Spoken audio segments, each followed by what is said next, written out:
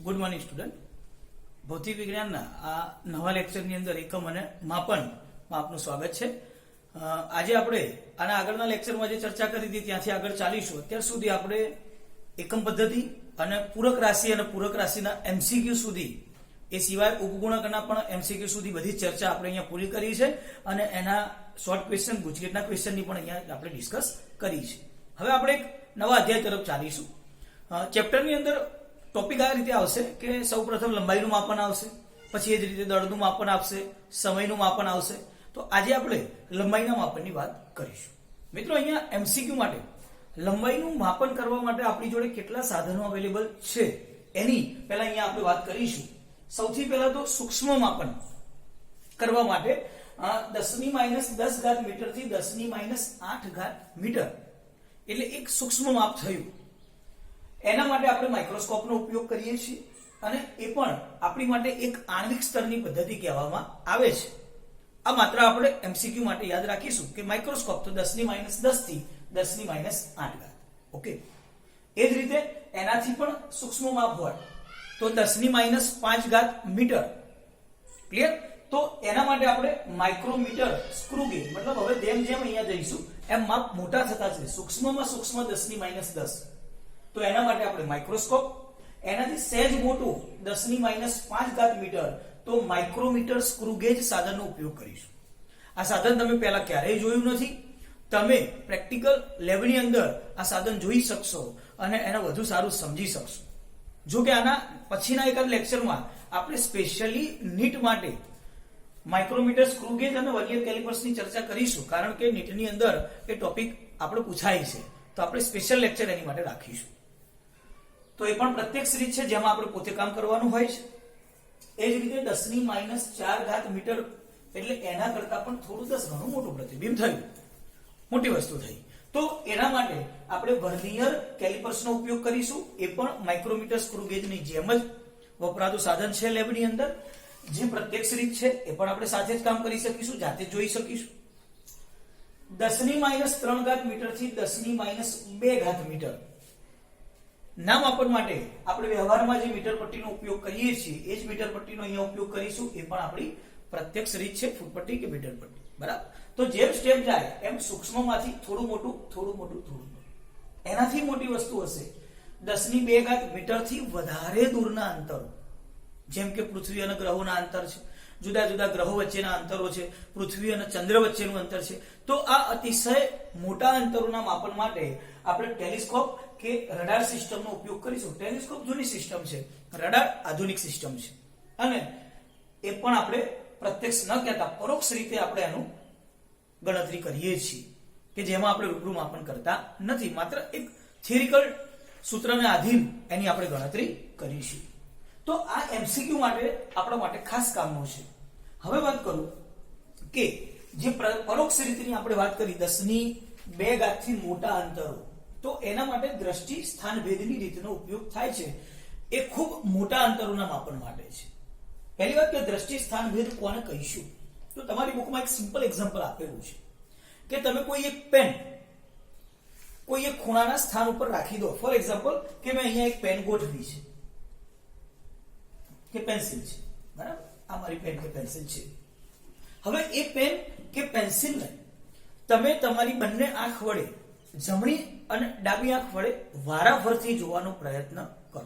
એટલે ખ્યાલ છે આપણને, આપણે ક્યારેક આવી રમતો પણ કરી છે કે જ્યારે આપણે વારાફરતી બે આંખ બંધ કરી અને એ જોવાનો પ્રયત્ન કરશું તો એ પેનનું સ્થાન થોડું આપણને અલગ અલગ દેખાશે. બની શકે કે અહીંયાથી એક આંખથી આ બાજુ દેખાય અને એક આંખથી આ બાજુ દેખાય, એવું એના સ્થાનમાં ડિફરન્ટ આવશે.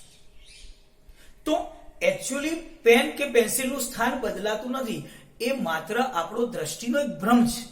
જે હકીકતમાં પેનનું સ્થાન બદલાતું નથી. આપણે જાણીએ છીએ એક જ સ્થાને પેન રાખી છે અને જમણી અને ડાબી આંખ વારાફરતી બંધ અને ચાલુ કરો તો તમને એનું સ્થાન વારાફરતી ડિફરન્ટેબલ દેખાશે. આ જે પદ્ધતિ છે, સમજો કે આ મારી એક આંખ હતી, ત્યાંથી આ પેનનું સ્થાન, એ જ રીતે બીજી આંખથી પેનનું સ્થાન તમે જોયું. એ બે વચ્ચે આ બે આંખનો મેં એક જ વસ્તુ જોવા માટે ઉપયોગ કર્યો છે. મારી માટે બે અલગ અલગ સ્થળ છે, અલગ અલગ અવલોકન સ્થાન છે અને આ બે અવલોકન સ્થાન વચ્ચેના અંતરને કહેવામાં આવે છે બી એટલે કે બેઝિસ પાયો. બે અવલોકન સ્થાનથી જે બિંદુનું અવલોકન કર્યું છે ત્યાં જે એંગલ બને છે એને કહેવામાં આવે છે થીટા. એ થીટા માટે આપણે શબ્દ વાપરીશું દ્રષ્ટિ સ્થાનભેદ કોણ. દ્રષ્ટિ સ્થાનભેદ કોણ, રાઈટ. એને દ્રષ્ટિ સ્થાનભેદ એટલે કહેવામાં આવે છે કે એક દ્રષ્ટિના ભ્રમના કારણે આપણને ત્યાં એંગલ બને એવો અહેસાસ થાય છે. તો આ ટેકનિક આપણા માટે ખાસ કામની છે.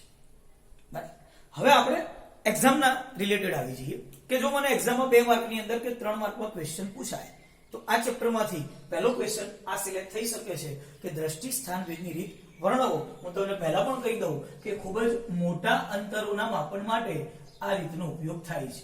મોટા અંતરના માપન કઈ પદ્ધતિથી આપણે કામ કરીશું તો કે દાખલા તરીકે મારી જોડે કોઈ ગ્રહ છે S અને પૃથ્વી છે. ગ્રહ અને પૃથ્વી વચ્ચેનું અંતર મારે કેલ્ક્યુલેટ કરવું છે. તો જે પૃથ્વીનો વ્યાસ છે, આ પૃથ્વીનો વ્યાસ થયો, એના બે બિંદુ A અને B પાસેથી એ ગ્રહનું વારાફરતી અવલોકન કરવામાં આવે છે. તો અહીંથી તમે ગ્રહનું અવલોકન કરશો, આ એક અવલોકન સ્થાન છે, અહીંથી તમે ગ્રહનું અવલોકન કરશો. ખાસ ધ્યાન રાખજો કે એક પૃથ્વીના બે જુદા જુદા અવલોકન સ્થાન ઉપરથી, બે વ્યાસાંક બિંદુ ઉપરથી એક જ ગ્રહનું અવલોકન જ્યારે કરવામાં આવે ત્યારે ત્યાં વચ્ચે ખૂણો રચાશે. એ ખૂણાને આપણે નામ આપ્યું છે દ્રષ્ટિ સ્થાનભેદ કોણ, થીટા. ઓકે. અને એ જે ત્રિજ્યા બની, એ જે અંતર બન્યું બે વચ્ચેનું, એને આપણે કહીશું કેપિટલ ડી, જે આપણી માટે પૃથ્વી અને ગ્રહ વચ્ચેનું શું છે? અંતર છે. બે અવલોકન સ્થાન વચ્ચે આપણે હમણાં જ ચર્ચા કરી ગયા છીએ કે બેઝિસ એટલે કે પાયો કહીશું એને બી. તો બે અવલોકન સ્થાન વચ્ચેનું અંતર સ્મોલ બી, ગ્રહ અને પૃથ્વી વચ્ચેનું અંતર કેપિટલ ડી, જે આપણે શોધવાનું છે. ઓકે. તો વસ્તુ ક્લિયર છે કે પૃથ્વીથી ઘણી દૂર આવેલો એક ગ્રહ છે S, એનું મારે અંતર શોધવું છે. જ્યાં સ્મોલ બી એટલે કે A અને B વચ્ચેનું અંતર કેપિટલ ડી, તો ગ્રહ S અને પૃથ્વી વચ્ચેનું અંતર અહીંયા ખૂણો ASB એટલે કે થીટા થશે, જેને આપણે નામ આપ્યું છે દ્રષ્ટિ સ્થાનભેદ કોણ. હવે અહીંયા ખાસ ધ્યાન શું રાખીશું કે કઈ રીતે આનું સૂત્રની તારવણી કરીશું. તો આપણે જાણીએ છીએ કે પૃથ્વીના બે વ્યાસાંત બિંદુ વચ્ચેનું અંતર એના કરતા પૃથ્વી અને ગ્રહ વચ્ચેનું અંતર જે છે ઘણું વિશાળ છે, ઘણું મોટું છે. તો જ્યારે બહુ મોટું હોય તો હું લખી શકું કે ભાઈ ગ્રહ ઘણો દૂર છે, તો સ્મોલ બી એટલે કે વ્યાસનું જે અંતર છે એ ઘણું નાનું થશે એના ગ્રહના અંતર કરતા. તો small B less than capital D. પરિણામે હું આ ડી નીચે લઈશ, અથવા તમે એવું પણ કહી શકો કે બંનેને ડી વડે ભાગતા. તમે આવો શબ્દ વાપરી શકો અને આવું કામ પણ કરી શકો કે આને ડી વડે ભાગ્યું, લેસ ધેન આને પણ ડી વડે ભાગ્યું, તો 1 થશે અને b by d less than 1. તો આ ગુણોત્તર એ એક કરતા ખૂબ જ નાનો આવશે. એનો અર્થ શું થયો કે જ્યારે આ પ્રકારની કન્ડિશન હોય કે ખૂબ દૂરનું અવલોકન કરો છો અને બે બિંદુ લઈ રહ્યા છો, ત્યારે જેમ તમે દૂર જશો એમ તમારો એંગલ જે છે એ વધારે ને વધારે સૂક્ષ્મ બનતો જશે. આ ફેક્ટ છે મિત્રો. એક સિમ્પલ વસ્તુ તમે સમજો કે મારી પાસે અહીંયા આ છે અને આટલું અંતર છે. આ એંગલ જો, આ એંગલ. હવે સમજો કે હું મારું અવલોકન સ્થાન દૂર કરી દઉં છું, તો હવે જે એંગલ આવે છે હજી પણ સૂક્ષ્મ આવશે. હજી હું અવલોકન સ્થાન દૂર કરીશ, જેમ તમે દૂર જશો એમ તમારો એંગલ સૂક્ષ્મ આવશે. એનું રીઝન એક જ છે કે વ્યાસના અંતર કરતા જે ડી નું અંતર છે એ ઘણું મોટું છે. ક્લિયર? તો આના કારણે એ તમને પરિસ્થિતિ જોવા મળશે. એટલે હું કહી શકું કે થીટા ઘણો અથવા તો ખૂબ જ સૂક્ષ્મ ખૂણો છે. રેડી? અને જો એ સૂક્ષ્મ હોય તો હવે મારી માટે ક્લિયર છે કે આ એંગલ બહુ સૂક્ષ્મ છે, તો હું AB ને ચાપ તરીકે લઈ શકીશ. તો મારી માટે AB ચાપ છે. એકચ્યુઅલી જો સૂક્ષ્મ ખૂણો ના હોય અને મોટો એંગલ હોય તો AB ચાપ ના થાય, ચાપ મોટો લેવો પડે, પણ આપણે AB ને ચાપ લઈશું. અને આ બે વચ્ચેનું અંતર છે કેપિટલ D, એ આપણા માટે શું થશે? ત્રિજ્યા. તો આ છે ત્રિજ્યા, આ છે ચાપ. ચાપ AB, ત્રિજ્યા થશે કેપિટલ D. ક્લિયર છે? હવે મારે તો એંગલ મને આપેલો છે દ્રષ્ટિ સ્થાનભેદ કોણ, તો હું શું વાપરી શકું? તો આપણે પહેલા જ સૂક્ષ્મ ખૂણો, સૂક્ષ્મ માપ એ રેડિયનમાં છે અને હું ખૂણાનું એટલે કે રેડિયનનું સૂત્ર ભણી ગયો છું, થીટા બરાબર ચાપ ભાગ્યા ત્રિજ્યા. Very good. તો એ આપણું સૂત્ર છે ખૂણો બરાબર ચાપ ભાગ્યા ત્રિજ્યા. મને ખબર છે કે મારી માટે ચાપ શું છે, ચાપ AB. તો અહીંયા વધુમાં લખી શકું છું મારી માટે ચાપ છે AB. અને ત્રિજ્યા શું છે તો કે ત્રિજ્યા છે AS અથવા તો BS, કોઈ પણ ચાલશે. AS BS કેપિટલ D, જે મારી માટે ત્રિજ્યા છે, હું કોઈ પણ મૂકી શકીશ અને હું એની કિંમત પ્લેસ કરીશ તો AB બરાબર સ્મોલ b અને AS બરાબર કેપિટલ D. તો અહીંયા આપણને સૂત્ર મળશે થીટા બરાબર b ભાગ્યા d, જે આપણી માટે મોસ્ટ ઇમ્પોર્ટન્ટ છે. તો 2 માર્કની બોર્ડ થિયરી માટે આ જે થિયરી છે એ તમારી માટે IMP છે. 2 અધરવાઇઝ વધુમાં વધુ 3 માર્ક રેર કેસમાં પૂછી શકે છે. ફરી એકવાર એક સિમ્પલ ટેકનિકથી કામ કરીએ છીએ.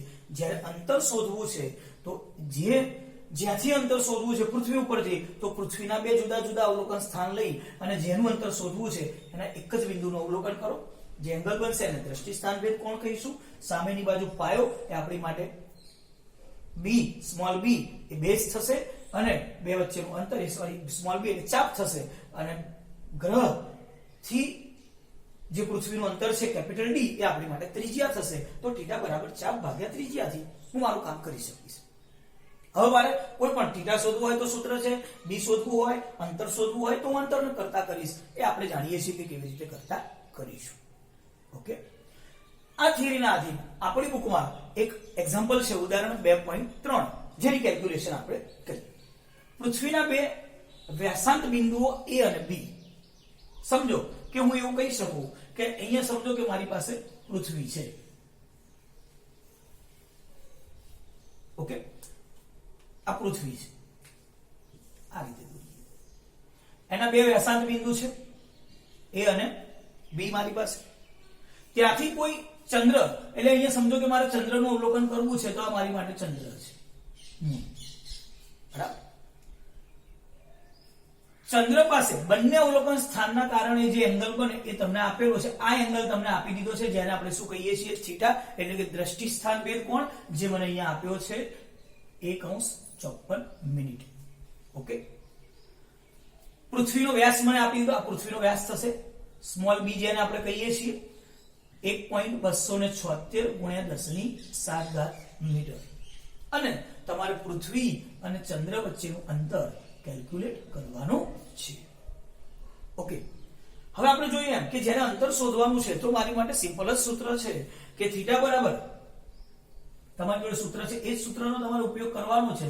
ચાપ ભાગ્યા ત્રિજ્યા, અથવા સીધું સૂત્ર આપણે યાદ રાખીશું કેપિટલ સ્મોલ b એટલે કે બેઝ વ્યાસ ભાગ્યા ત્રિજ્યા એટલે કે કેપિટલ D. તો થીટા બરાબર b/d એ મારું સૂત્ર છે. હવે જ્યારે મારે d શોધવા છે ને કેલ્ક્યુલેશન કરવા માટે, તો હું d ને કરતા કરીશ તો આ થશે b/θ. અહીંયા ખાસ ધ્યાન રાખીશું કે b નો મને પ્રશ્ન નથી, b મારી માટે ઈઝી છે. 1.276 × 10⁷ મીટર. પણ થીટા એ રેડિયનમાં છે ને આપણે ક્યારેય રેડિયનમાં માપ મૂકતા નથી. તો એના માટે તમારે ખાસ ધ્યાન રાખવાનું છે કે જ્યારે થીટા તમને આપેલો હોય રેડિયનમાં જ હશે. આપણે શું કરીશું તો કે 1 અંશમાં અને 1 મિનિટમાં તો હું નહીં કન્વર્ટ કરી શકું. એકલો અંશમાં હશે તો આપણે જે પહેલું ઉદાહરણ ભણ્યા છીએ 2.1, એમાં 1 અંશ બરાબર કેટલા રેડિયન એ પણ જાણીએ છીએ, 1 મિનિટ બરાબર કેટલા રેડિયન એ પણ જાણીએ છીએ, અને 1 સેકન્ડ બરાબર કેટલા રેડિયન એ પણ જાણીએ છીએ. એનો અહીંયા ખાસ ઉપયોગ કરીશું મિત્રો. એ 3 બાબત તમારે 100% યાદ રાખવાની છે. તો અહીંયા હું શું જોઈશ, અંશ છે, હું એને મિનિટમાં કન્વર્ટ કરી શકું છું. કેવી રીતે? 1 અંશની મિનિટ કેટલી? Okay, very good. 1 અંશની મિનિટ કેટલી થશે? 60. તો અહીંયા મૂકીશ 60 મિનિટ અને વત્તા બીજી 54 મિનિટ તો હતી જ, એટલે ટોટલ મારી સાથે કેટલી મિનિટ થઈ? 114 મિનિટ થશે અહીંયા. બરાબર છે. હવે હું મિનિટમાંથી એને કન્વર્ટ કરી શકીશ મીટરમાં. તો મિનિટને કેવી રીતે કન્વર્ટ કરશો તમે? તો આપણે ભણી ગયા. શું ભણી ગયા છીએ? ખાસ યાદ રાખજો. ક્યારેય પણ અહીંયા હું લખું છું 1 મિનિટ બરાબર આપણે શું ભણ્યા છીએ? તો આપણે 1 મિનિટ બરાબર ભણી ગયા 2.91 × 10⁻⁴ રેડિયન. આ આપણે યાદ રાખવાનું છે, મિનિટનું માપ, અંશનું માપ. બરાબર છે. એ જ રીતે સેકન્ડનું પણ. સેકન્ડનું આપણે ભણ્યા હતા, તમને યાદ હોય તો 4.85 × 10⁻⁶ રેડિયન. તો આ યાદ રાખવાના છે. તો તમે ઈઝી કામ કરી શકશો કે 114 મિનિટ છે, 1 મિનિટ બરાબર 2.91 છે તો 114 ને 2.91 વડે ગુણશો એટલે તમારું કામ થઈ જશે 2.91 ગુણ્યા 10 ની -4 ઘાત રેડિયન. આપણું માપ રેડિયનમાં આવી ગયું. અહીંયા મને અંશમાં આપ્યું. અંશમાં આપણે ક્યારેય કેલ્ક્યુલેશન કરતા નથી અંશ કે મિનિટમાં, એને ફરજિયાત આપણે રેડિયનમાં ફેરવીશું જ. તો એમાં ફેરવવું જ પડશે આપણે. ચાલો હવે મારી માટે ઈઝી છે. 114 ગુણ્યા 2.91 ગુણ્યા 10 ની -4 ઘાત. મિત્રો આપણી પાસે કેલ્ક્યુલેટર છે, હાથમાં કેલ્ક્યુલેટર લઈ લો અને આનો આન્સર તમે ઈઝી લાવી શકશો. જો આન્સર તમને કહું તો આટલો આવશે 0.003846 ગુણ્યા 10⁻11 મીટર. કદાચ આપણે એક સંખ્યા પછી પોઈન્ટ રાખવો છે પ્રમાણિત સ્વરૂપ, 1 2 અને 3 સ્ટેપ ખસવું પડશે. 3.846 ગુણ્યા 10 ની 8 ઘાત સ્ટેપ ખસો છો તો એટલી ત્યાંથી ઘાત માઈનસ થશે. 3 પોઈન્ટ ખસ્યા, 3 ઘાત માઈનસ કરી.